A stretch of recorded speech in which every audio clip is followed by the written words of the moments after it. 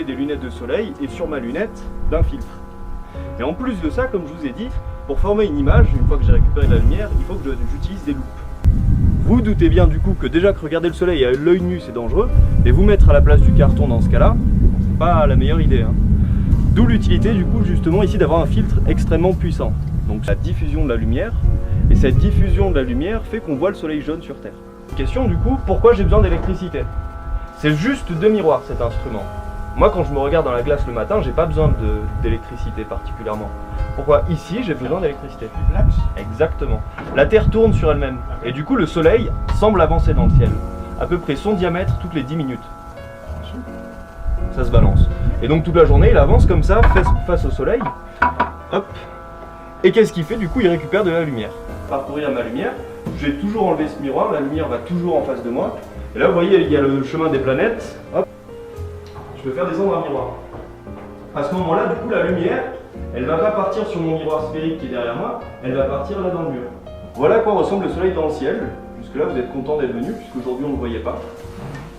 Donc c'est déjà une bonne chose de faite. Bon, la nuit, je vous ai dit que c'était à ça que ça ressemblait. Ça, c'est une photo qui a été prise dans Saint-Véran. Vous reconnaissez peut-être la fontaine du Chapelet qui est juste en dessous de la drague. Bon, du coup, ça, c'est notre galaxie. Là, ça s'appelle un trou noir. Donc en fait, un trou noir, c'est pas un ogre cosmique qui émerge de nulle part, c'est une étoile morte. Voilà. Le plasma, c'est pas que dans Star Wars, donc c'est aussi dans les télés à écran plasma, et c'est aussi dans le soleil.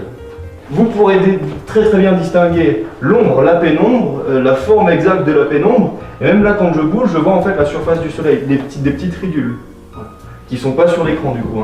Je mesure en fait au nombre de taches, au nombre de protubérances, au nombre d'éruptions.